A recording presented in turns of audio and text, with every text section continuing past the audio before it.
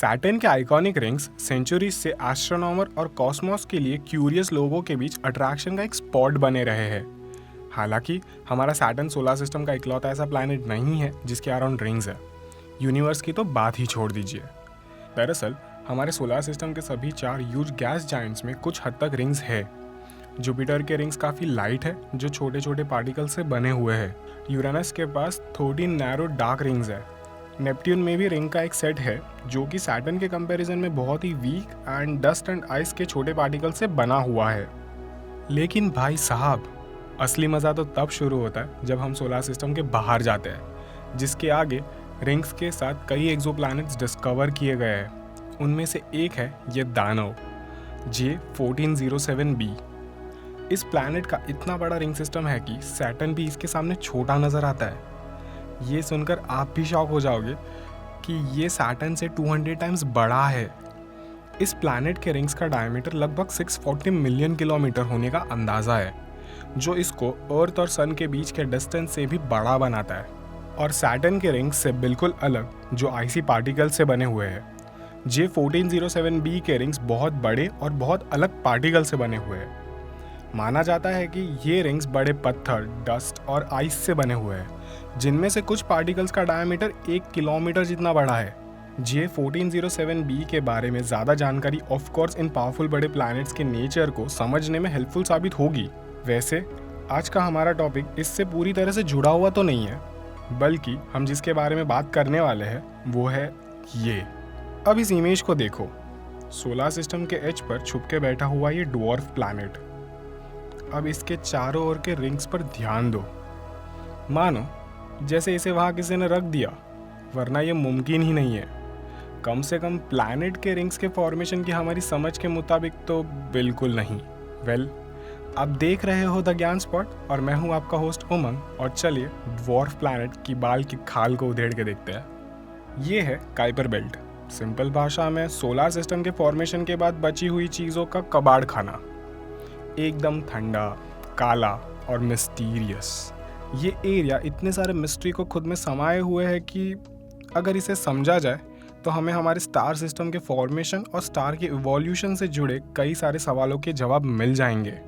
लेकिन अर्थ से इसके डिस्टेंस को देखते हुए इसकी स्टडी करना इतना भी आसान नहीं है। काइपर बेल्ट के थ्रू सिर्फ कुछ ही स्पेसक्राफ्ट ने फ्लाई बाय किया है, और जो हमने वहाँ देखा या पाया है उससे हमने जो पहले सवाल पूछा था उसका जवाब मिलने के बजाय और भी ज़्यादा सवाल खड़े हो गए। हम आगे बढ़े उससे पहले हमें ये जानना होगा कि रोश लिमिट क्या होती है। चलिए आपको समझाता हूँ। मून का ग्रेविटेशनल फोर्स अर्थ को अपनी ओर खींचता है, लेकिन पृथ्वी का एक एंड मून से ज़्यादा नज़दीक है। ऐसे में मून का अट्रैक्टिव फोर्स दूसरे एंड के मुकाबले इस एंड पे ज़्यादा है। इसका रिजल्ट होता है टाइडल फोर्स, जो अर्थ के एक हिस्से को कंप्रेस करता है और दूसरे हिस्से को फैलाता है। जैसे ही पृथ्वी घूमती है हमें हाई टाइड और लो टाइड का अनुभव होता है, जो दिन में 2 बार होता है। और ये सिर्फ पृथ्वी के साथ ही नहीं बल्कि हर एक सेलेस्टियल बॉडी के साथ होता है। दरअसल होता ये है कि टाइडल फोर्स पूरी कोशिश करता है मून को खींचते हुए अलग करने की, लेकिन जैसे कि हम सब जानते हैं हर मून का अपना ग्रेविटेशनल फोर्स होता है जो उसे पकड़े रखता है। यानी टाइडल फोर्सेस इसे अलग करने के लिए खींचते हैं और उसकी ग्रेविटी उसे एक साथ पकड़े रखता है। अगर आप लगातार मून को प्लैनेट के नज़दीक लेते जाते हो तो टाइडल फोर्सेस और भी ज़्यादा मजबूत होता रहेगा, तब तक जब तक वो मून की ग्रेविटेशनल फोर्स पर काबू नहीं कर लेता और उसे पूरी तरह से अलग नहीं कर देता। ऐसे में ये जिस डिस्टेंस पे होता है उसे रोश लिमिट कहा जाता है। ये नाम इसे एडवर्ड रॉश के नाम पर मिला, जिन्होंने इसकी खोज की थी। आसान शब्दों में कहे तो अगर आप रोश लिमिट के अंदर रहते हो तो आपको रिंग्स मिलेगी, जिसके बाहर आपको मून मिलेगा। बस यहीं से चीज़ें गड़बड़ हो जाती है। क्वार नाम का एक ड्वार्फ प्लैनेट जो सोलर सिस्टम की सबसे बाहरी बॉर्डर्स पर छुपा हुआ है, उसने एस्ट्रोनॉमर्स को हैरान कर रखा है, क्योंकि इसकी नई खोजी गई रिंग्स का बड़ा आकार प्रैक्टिकली उसके एक्सप्लेनेशन को कंडेम करता है। जबकि क्वार प्लूटो के आकार का करीब आधा है। इसकी dim ring system ring size पर बने एटमॉस्फेयर को ज़्यादातर हवा से उड़ा देता है, यानी उसे गंभीरता से नहीं लेता। किसी चीज़ के लिए रोश लिमिट उसके प्लैनेटरी रेडियस से लगभग 2.5 टाइम्स ज़्यादा होती है। हालांकि क्वार के रिंग्स के मामले में ये 7 से ज़्यादा है। इतनी दूर रिंग्स का होना इम्पॉसिबल कंसिडर किया जाता है। ये काइपर बेल्ट का ऑब्जेक्ट थियोरेटिकल फिजिक्स के लिए वाकई में चैलेंज है और हमारे प्लानिटरी रिंग सिस्टम के लिए किसी नाइटमेयर के बराबर। ऐसा कैसे हो सकता है कि क्वार्क के मून में बनने के बजाय उसके चारों ओर रिंग्स है, जबकि रिंग्स की खोज करना अपने आप में एक अचीवमेंट है। इसके साइज को कंपेयर करना बहुत ही डिफिकल्ट साबित हो सकता है। यहाँ सबसे इजी एक्सप्लेनेशन ये है कि ये रिंग्स काफ़ी यंग है और उसके पास रिकंस्ट्रक्शन का टाइम नहीं है, या ये भी हो सकता है कि ये एक चीज़ होने के बाद भी अनदेखे हो, जिसका ग्रेविटेशनल फोर्स मून के बनने में ऑब्स्टिकल बन रहा हो। लेकिन सभी प्रोबेबिलिटीज़ में साइंटिस्ट एस्टिमेट लगा रहे हैं कि ये रॉश लिमिट पर दोबारा सोचने का वक्त हो सकता है। मैं तो यहाँ पे आपसे पूछना चाहूँगा कि आपका क्या कहना है, और अगर आपको भी लगता है ये अजीब है तो रुकिए, क्योंकि काइपर बेल्ट के कोल्ड रीजन में कई और राज छुपे हुए हैं। पेश है आपके सामने एरोकॉथ, काइपर बेल्ट में मौजूद एक ट्रांस नेपच्यूनियन थिंग। ये इम्पॉर्टेंट इंटरेस्ट की चीज़ है क्योंकि ये सोलार सिस्टम में मोस्ट प्रिमिटिव और मोस्ट प्रिजर्व्ड ऑब्जेक्ट में से एक है, जो 4.6 बिलियन साल पहले सोलार सिस्टम के फॉर्मेशन के समय से ही है। एरोकॉथ के एक्स्ट्राऑर्डिनरी साइज और सरफेस की खासियत के पास भी एक राज है। जब जैन 2019 में न्यू हॉरिजॉन स्पेसक्राफ्ट ने इसे फ्लाई बाय किया था, तो पता चला कि ये चीज़ असल में दो छोटे ऑब्जेक्ट्स हैं जो एक साथ आकर एक बड़ा और लॉन्ग ऑब्जेक्ट बनाते हैं। ऐसा लगता है मानो जैसे दो ऑब्जेक्ट्स वायलेंटली एक दूसरे से कोलाइड होने के बजाय धीरे से कोलाइड हुए और आपस में चिपक गए। लेकिन एरोकॉथ के बारे में साइंटिस्ट को जो शॉक कर रहा है वो ये बात है कि इसके सरफेस पर इम्पैक्ट क्रेटर्स काफ़ी कम है।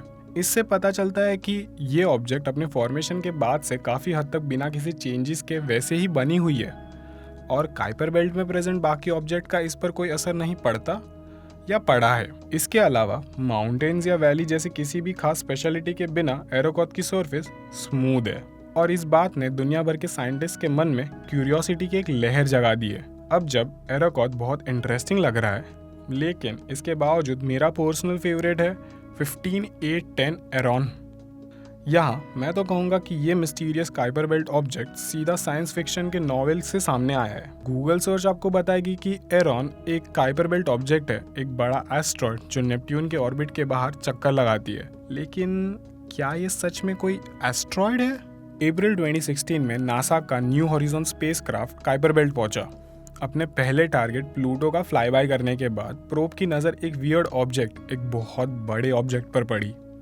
जी हाँ, हम बात कर रहे हैं 15810 एरॉन की, जिसका नाम Celtic God of death, war and other world के नाम पर रखा गया है। लेकिन ये इतना खास क्यों है? दरअसल काइपर बेल्ट में कई ऑब्जेक्ट्स ऐसे हैं जो पत्थरों और आइस से बने हैं, लेकिन एरॉन बाकी एनलिस्टेड ऑब्जेक्ट की तरह नहीं है। इसने साइंटिस्ट के सामने क्वेश्चंस खड़े कर दिए हैं। ये एकदम अलग बना हुआ है। क्यों ये ज़्यादा मजबूत है? क्योंकि ये इतनी तेज़ी से रोटेट हो रहा है कि सेंट्रीफ्यूगल फोर्स इसे अलग कर सकता है। कोई चीज़ इतनी तेज़ी से कैसे घूम सकती है और इनफैक्ट रह सकती है? साइंटिस्ट का मानना है कि फास्ट स्पिन आर्टिफिशियल ग्रेविटी पैदा कर सकता है, और gravitational force long Interstellar travel के लिए सबसे इंपॉर्टेंट चीज़ है। सैकड़ों लाइट ईयर्स का ट्रैवल करते हुए एस्ट्रोनॉट स्पेसक्राफ्ट के चारों ओर स्विम नहीं करते होते। इसी वजह से न्यू हॉरिजॉन ने इस ऑब्जेक्ट को क्लोजली एनालाइज किया, और यही चीज़ें वियर्ड हो जाती है। जैसे ही प्रोब ने क्लोज से इसे देखने की कोशिश की, अचानक इसके सभी सेंसर्स डेड हो गए। ट्रांसमिशन कट हो गया। ये ऐसा था जैसे कोई हमारे प्रेजेंस की निगरानी कर रहा हो, कोई या कुछ ऐसा जो नहीं चाहता कि हम उनके बारे में जानें। लेकिन कांटेक्ट खोने के ठीक पहले नासा ने देखा कि एरॉन एक बड़े स्पेसक्राफ्ट की तरह रोटेट हो रहा है। अब आप कहोगे कि ये टेक्निकल ग्लिच हो सकता है, लेकिन ये चीज़ और पागल कर देने वाली हो जाती है। जैसे ही न्यू हॉरिजॉन एरॉन से दूर हुआ, इसके सेंसर्स फिर काम करने लग गए जैसे पहले कुछ हुआ ही ना हो। ऐसे में ये वाकई में रोंगटे खड़े कर देता है। और एक बात तो पक्की है कि हमें सोलर सिस्टम को समझने के लिए एक लॉन्ग रोड ट्रैवल करना है। एक्सोप्लैनेट्स और दूर स्टार सिस्टम की तो बात ही छोड़ दीजिए। यूनिवर्स हमारी इमेजिनेशन से कई ज़्यादा मिस्टीरियस है, और यही काइपर बेल्ट से शुरू होता है। इस बीच नासा का न्यू हॉरिजॉन अभी भी ठीक ठाक है, और ये सालों तक काम कर सकता है। ऐसा हम इसलिए कह रहे हैं क्योंकि ये हमारे सोलर सिस्टम के एज पर आइसी बॉडीज़ की खोज करता है, और हो सकता है आने वाले सालों में हम एक मिस्टीरियस खोज करें। आपको क्या लगता है? मुझे अपना जवाब नीचे कमेंट सेक्शन में बताओ। और अगर ये वीडियो पसंद आया तो इसे लाइक और शेयर और मेरी चैनल को सब्सक्राइब करना ना भूलें। चलो फिर मिलते हैं हमारे अगले वीडियो में। तब तक के लिए एज ऑलवेज कीप एक्सप्लोरिंग।